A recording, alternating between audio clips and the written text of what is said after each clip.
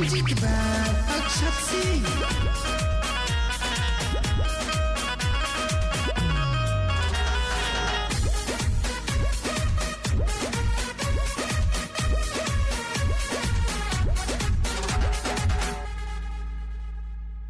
सुना ये राजा न करा बरियारी बानी हम मजबूर हो साफा ठकुआई बता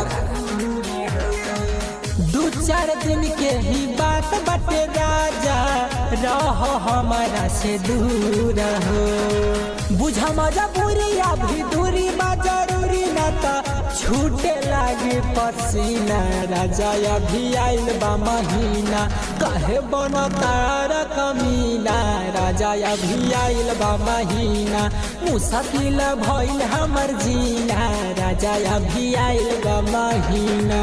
अरे तोहरा नु हई काहे अखताइल बाड़ा हटा ना मुश्किल भइल हमर जीना राजा अभी आइल बा महीना।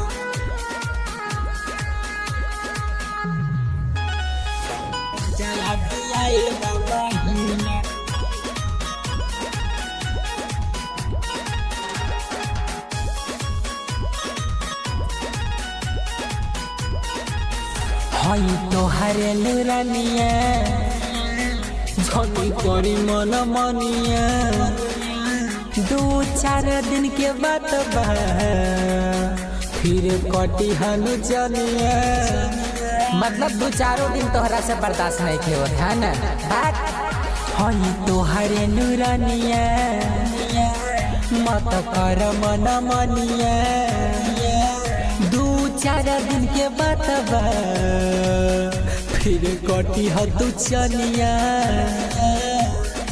सटिहा पा जाया लिहा खूबा मजा लेकिन अभी दूर रहीना राजा अभी आइल बा महीना कहे बना तार कमीना राजा अभी आइल बा महीना मुश्किल भइल हमर जीना राजा अभी आइल बा महीना। साफ एकदम मतलब लड़का जैसा करता नहीं रहा। Mix by immerse digital recording studio Balwan Sagar.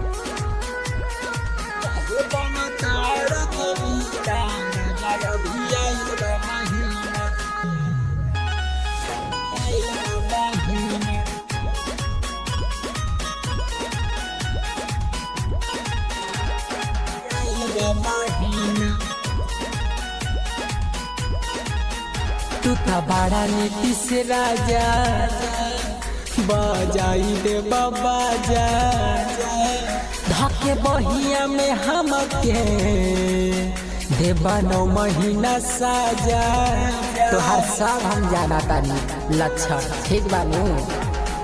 तू तो बड़ा नीतीश राजा बजाई दे बाबा जा हमके बहिया में कसके देबा 9 महीना साजा कैसन तू मारत बाड़ा बुझत ना डरत बाड़ा करेला तू रोजीना राजा अभी आइल बा महीना कुछ दिन दूर रहीना राजा अभी आइल बा महीना काहे बना तारा तू कमीना राजा अभी आइल बा महीना हटीना।